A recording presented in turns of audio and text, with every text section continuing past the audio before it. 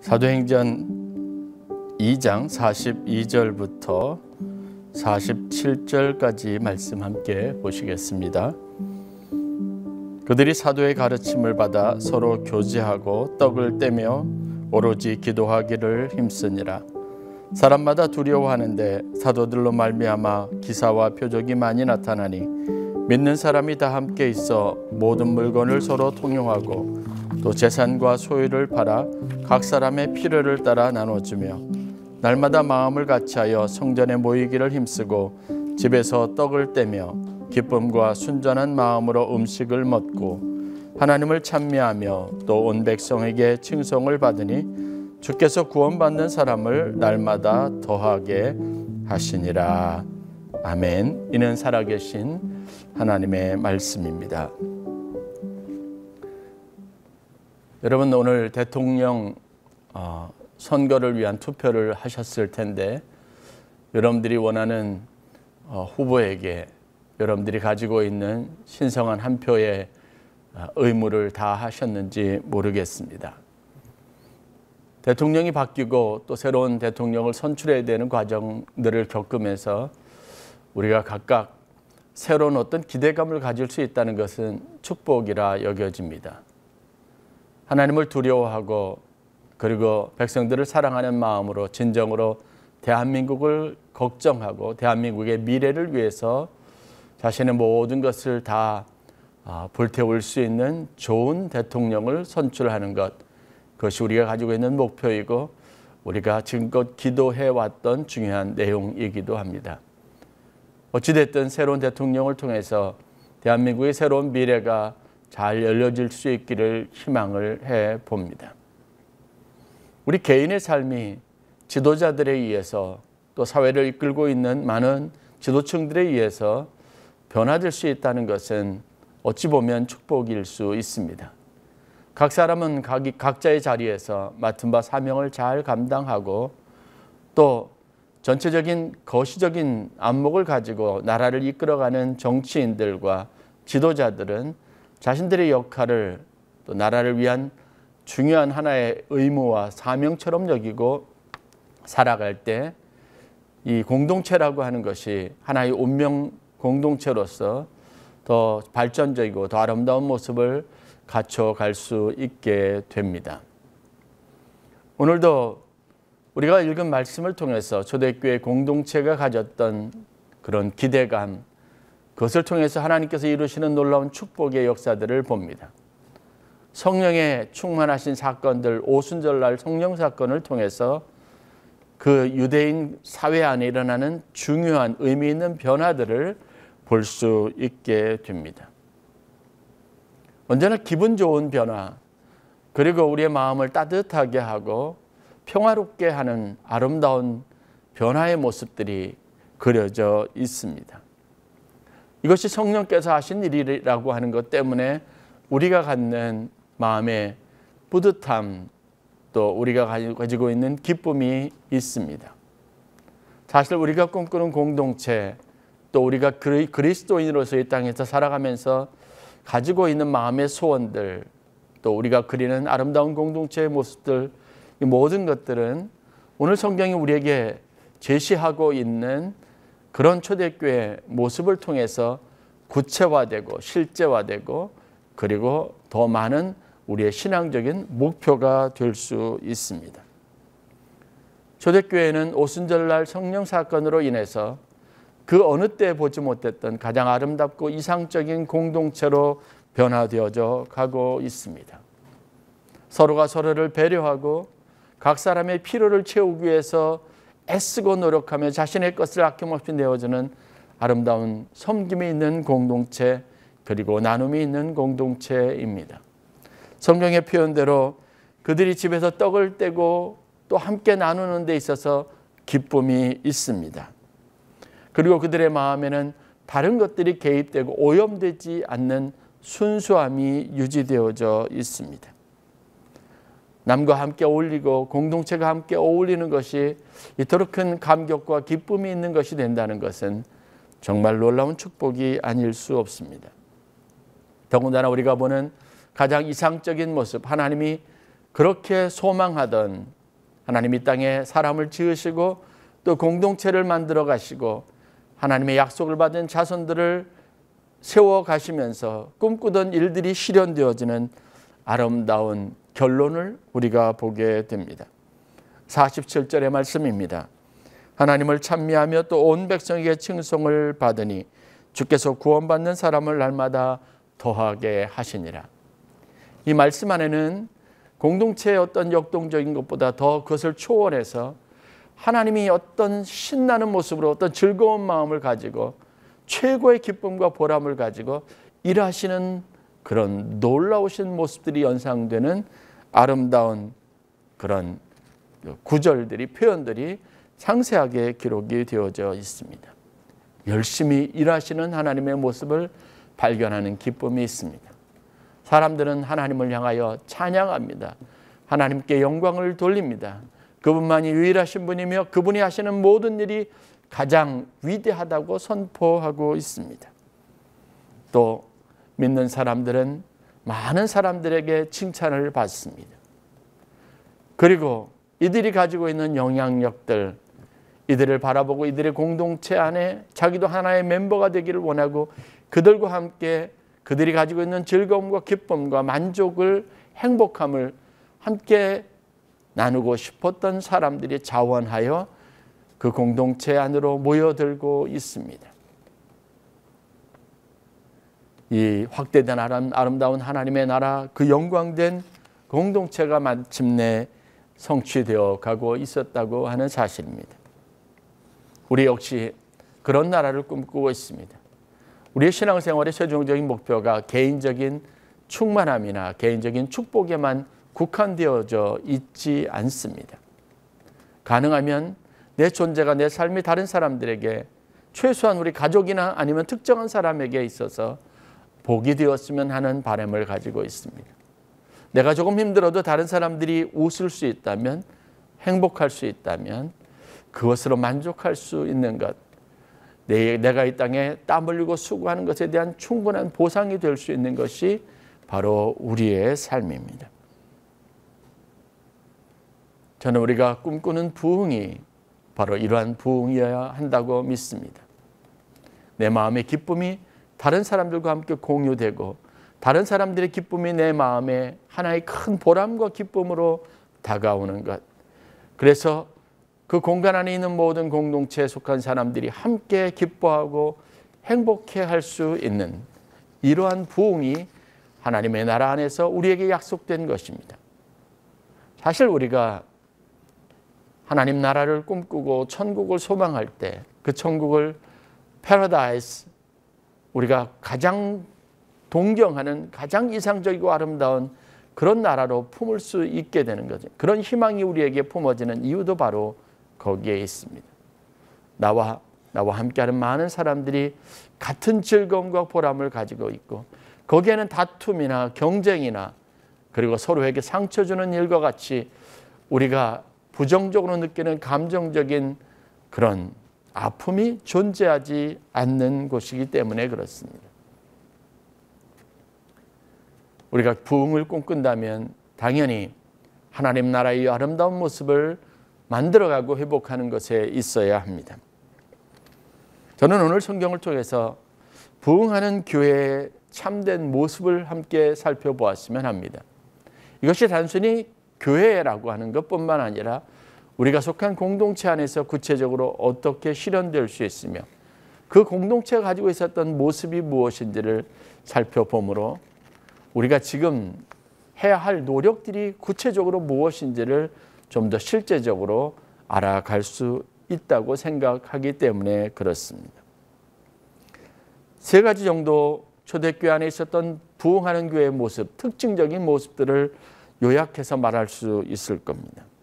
첫 번째는 가르치려는 자와 가르침을 받는 자 사이에 모두가 열심히 있었다는 겁니다. 여러분, 내가 가지고 있는 것을 남에게 주고 싶어 합니다. 말해주고 싶어 합니다. 그 이유에 대해서 설명해주고 싶어 합니다. 내 안에 있는 모든 이 기쁨과 그리고 이 모든 충만함에 대한 비결을 다른 사람들과 나누고 싶습니다. 이것이 바로 초대교회 안에 있었던 모습이었다고 성경이 말하고 있습니다. 42절입니다. 그들이 사도의 가르침을 받아 서로 교제하고 떡을 떼며 오로지 기도하기를 힘쓰니라 라고 말했습니다. 초대교회 성도들이 함께 힘쓰고 노력하는 것, 애쓰는 모든 일에 일치된 마음들 안에는 무엇이 있었냐면 자신들이 이미 경험한 것을, 자신들이 느끼는 것을 함께 다른 사람들과 나누고 또 그들에게 가르치고 그들이 그러한 삶을 살도록 인도하고 싶었던 제자들의 뜨거운 열정이 있었다는 겁니다. 행복은 바이러스와 같습니다. 자연스럽게 다른 사람들의 삶에 전파되고 영향력을 미치게 되어져 있습니다. 사도들은 이러한 것을 함께 나누고 싶었습니다. 요즘 세대의 불행은 어떻게 하든지 개인이 가지고 있는 충만함이나 기쁨이나 축복을 나누려고 하지 않는 것에 있습니다. 하나님께서 이스라엘 백성들을 바벨론 땅에 보내시면서 바벨론 강변에 그들의 거주지를 삼고 그들이 그곳에서 어떻게 살아야 할지를 구체적으로 말씀하셨습니다. 지금도 분명하게 기억되는 것은 하나님께서 이스라엘 백성들에게 포로로 잡혀간 그 땅에서, 그 성읍에서 자신들을 포로로 여기고 있는 그 사람들의 평안을 위해서 기도하라고 명령하고 가르치셨다는 겁니다. 그 이유를 설명합니다. 그들의 평안이, 그 성읍의 평안이 곧 너희의 평안이 될 것이기 때문이라고 말합니다. 여러분, 이 원리는 흔들리지 않습니다. 변할 수 없는 진리입니다. 나의 행복은 다른 사람들이 함께 느끼고 공유하는 행복으로부터 오게 되어져 있습니다. 여러분, 우리가 열심히 전도해야 하는 이유가 뭘까요? 우리가 다른 사람들을 위하여 내 자신이 가지고 있는 것을 아낌없이 내어주는 섬김을 실천해야 되는 이유가 무엇일까요? 다른 사람들이 불행한데 여러분, 나 혼자 행복할 수 없기 때문에 그렇습니다. 사도들은 놀랍게도 자신들이 받았던 이 충만함을, 그리고 충만함의 비결이라고 여겨질 수 있는 것들을 어떤 과정을 통해서 자신들이 이렇게 기쁨을 누릴 수 있는지, 구원의 감격을 누릴 수 있는지 그것을 사람들에게 가르쳤습니다. 우리가 이전에 보았던 것처럼 수천 명씩 몰려 들어왔고 그들이 사도들을 통해서 세례를 받았습니다. 믿는 자의 수가 많아졌습니다. 그렇게 방치하지 않았습니다. 그들이 가졌던 이 모든 신비로움과 놀라운 것을 그들에게 가르쳤습니다. 그게 바로 공동체를 이루게 했고 그들이 함께 애쓰고 노력했던 초대교회 공동체의 시작을 가능하게 했다는 사실입니다. 여러분, 가르치려는 자와 가르침을 받으려는 자의 열심이 부흥의 가장 이상적이고 아름다운 모습이었다는 것을 성경이 우리에게 말하고 있습니다. 신앙생활에 이러한 열정과 열심이 있어야 합니다. 호기심을 가지고 왜 저 사람은 그렇게 행복할까? 저 사람이 가지고 있는 특별한 삶의 비결이 무엇일까? 배우고 싶어야 합니다. 그리고 그러한 비밀을 가진 사람들은 이것을 다른 사람과 함께 나누고 그들에게 가르치려는 열정을 가지고 있어야 합니다. 코로나를 지내보면서 교회 안에서 서로 성도들의 사귐과 나눔이 없다는 것이 참 힘들다라는 사실을 알게 됩니다. 예배는 진행될지언정 사실 이 기회가 박탈이 되어져 있습니다. 가르치고 가르침을 받고 경험을 공유하고 나누고, 그래서 간접적으로 그 경험을 통해서, 듣는 것을 통해서 자신의 신앙이 어느 정도 하나하나 그렇게 형성되어져 가고 성숙되어져 가는 과정들이 다 이제는 잃어버린 시간이 되었다는 안타까움이 있습니다. 가르치려는 자 사도들과 가르침을 받으려는 성도들의 아름다운 교제가 있었습니다. 그 열심이 교회의 부흥을 가져왔습니다. 두 번째는 능력을 행하는 자와 능력을 경험하는 자들 간의 교류가 있었습니다. 오늘 말씀을 보십시오. 43절의 말씀입니다. 사람마다 두려워하는데 사도들로 말미암아 기사와 표적이 많이 나타나니라고 기록이 되어져 있습니다. 그런데 이것을 믿는 사람들이 다 함께 했습니다. 복음의 실제가 그들의 공동체 속에서 드러나게 된 겁니다. 하나님이 말씀하신 것이 그들이 보는 것이 되었습니다. 예수님이 이전에 행했다고 들었던 어렴풋한 누군가의 이야기가 오늘 자신들이 지금 눈앞에서 보는 하나의 사건이 되었습니다. 놀라운 일들이 벌어집니다. 병든 자가 고침을 받습니다. 성경에 기록되어져 있는, 문자로만 기록되어져 있는 하나의 이야기나 스토리 속에 묻혀져 있었던 그 하나님의 역사가 그들의 눈에 보이는 실제가 되고 그들이 직접 그 체험하는 주인공이 되었다는 겁니다. 영적 실제를 경험하는 것. 여러분, 하나님이 살아계시다는 것을 내가 정말 체험하고 경험하는 것은 놀라운 축복이 있습니다. 제가 신앙생활하면서 하나님 앞에 믿음이 굳어지게 되는 단계, 하나님을 더 신뢰하고 믿음 안에서 담대하게 되는 과정들을 살펴보면 이런 영적 실제, 말씀이 곧 실제가 되는 것, 말씀을 통해서 하나님이 살아계시는 경험들, 이러한 것들이 굉장히 중요한 요인이 되었다는 것은 여러분 의심할 여지가 없습니다. 머릿속에만 신앙이 머물지 않고 내가 살아가는 삶 속에 실제로서 내가 경험하는 일이 되어지는 것은 여러분 놀라운 축복이 있습니다. 여러분, 이것은 상승작용이 있습니다. 제가 어릴 적 신앙생활을 하거나 제가 선교에 대해서 경험했던 것이 이와 같습니다. 어떤 한 사람의 사건이 그것이 공동체 전체에 같은 류의 어떤 같은 종류의 일들에 대한 구체적인 희망을 갖게 하고 그 일에 사람들이 헌신하게 하고 순종하게 하는데 그 순종을 이끌어내는데 얼마나 강력한 힘이 있는지를 보았습니다. 어떤 사람이 금식하면서 통성으로 기도할 때 성령을 받았으면 그것 때문에 교회 전체에 많은 성도들이 모여서 금식하며 통성으로 기도하는 일이 일상이 되는 겁니다. 그러면 그런 은혜가 또 다른 사람에게 나타나고 또 그런 기적과 같은 사건들이 또 다른 사람들에게 나타납니다. 어떤 사람이 하나님 앞에 작정하고 기도했더니 하나님께서 기도를 들어 응답해 주셨다.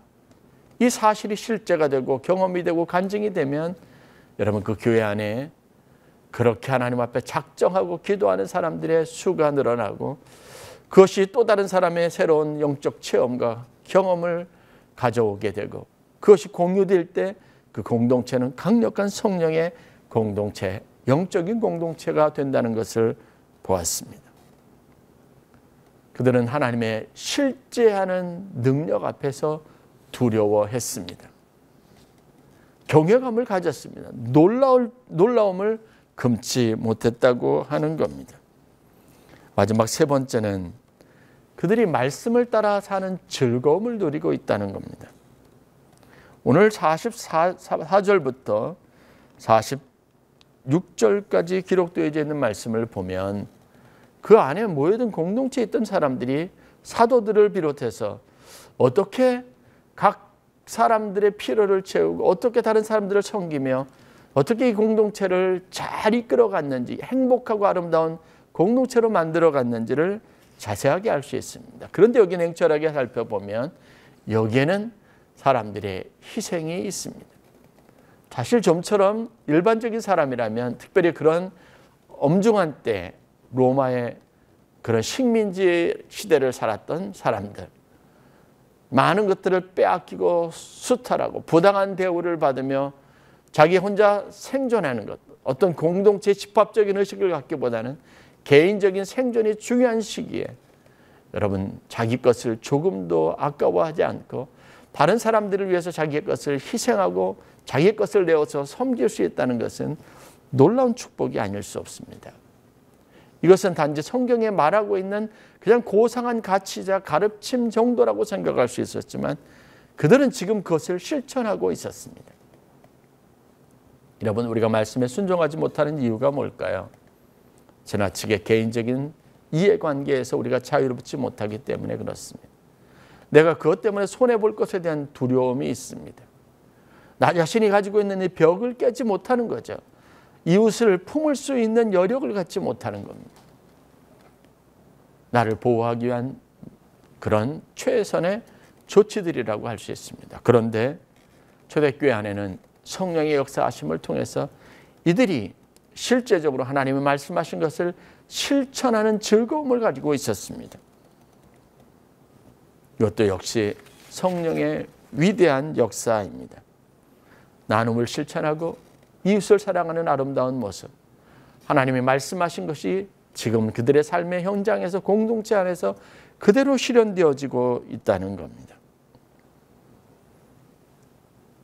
부흥의 원동력이 무엇일까요? 결국은 우리가 가지고 있는 가장 인간적인 것들이 그것으로부터 벗어나는 것에 있었습니다. 내가 가지고 있는 나를 보호하고 나를 둘러싸고 있는 이기적이고 개인적인 것으로부터 이 담을 허물고 하나님 말씀 안에서 순종하고 나아갈 때 그들은 하나님이 정말 실제하셔서 그들에게 약속을 성취하시는 위대한 일에 동참하고 그 모든 놀라운 기적과 같은 일들, 즐거움을 경험하게 되는 그런 축복이 있었다라고 하는 겁니다. 오늘날 우리에게도 부흥이 필요합니다. 더 성장해야 합니다. 우리는 더 놀라운 신앙 공동체로 가장 우리가 바라고 원하는 것들을 삶을 통해서 실천하고 경험하는 축복된 자리로 나아가야 합니다. 그러기 위해서 깨져야 할 것이 있습니다. 여러분, 나 자신은 나를 가두고 있었던 모든 울타리를 허물고 여러분 위대한 성령의 역사하심을 따라서 하나님의 말씀대로 살아가는 성도들의 삶이 있어야 합니다. 헌신이 있어야 합니다. 그리고 이것을 가능하게 하는 것은 의심할 여지 없이 성령의 역사입니다. 나를 붙잡고 있었던 사사로운 개인적인 영들이 하나님의 강력한 성령의 역사로 깨어지는 역사가 있어야 합니다. 보이는 열심과 성령을 통한 은혜의 체험과 그리고 은혜의 나눔, 사랑의 나눔, 이것은 부흥하는 교회 초대교회 안에서 우리가 볼 수 있는 가장 이상적인 모습입니다. 오늘 이 말씀을 저와 여러분들이 다시 한번 생각하면서 우리가 가지고 있는 이 부흥에 대한 열망, 은혜의 체험과 정말 말씀대로 살고 싶은 이 열망을 성취하기 위해서 우리가 가져야 될 가장 기본적이고 중요한 열심과 도전과 그리고 헌신이 무엇인지를 다시 한번 생각하는 귀한 은혜가 있기를 주의 이름으로 간절히 축원합니다. 부흥하는 교회는 서로 배우려고 하고 가르치려고 하고 나누려고 하고 섬기려고 하고 일하려고 하는 열정들이 모여져 있다는 특징들을 가지고 있습니다. 아멘교회가 이런 일에 열심과 관심을 가진 교회로 설 수 있기를 주의 이름으로 간절히 축원합니다. 이런 열심들이 곧 우리 교회의 부흥을 가져올 것이며 성장을 가져올 것이며 우리는 그 안에서 이 땅에 살아가면서 하나님의 나라의 즐거움과 기쁨을 누리는 그런 초대교회 성도들과 같이 놀라운 축복의 삶을 살아갈 수 있습니다. 하나님의 이름은 영광을 받으실 것이고 우리를 바라보는 많은 사람들은 우리에게 아낌없는 박수와 찬사와 그리고 격려를 보낼 것이며 칭찬이 우리에게 쏟아져 들어올 것입니다. 이 아름다운 모습을 회복하는 저와 여러분들이 되실 수 있기를 주의 이름으로 간절히 축원합니다.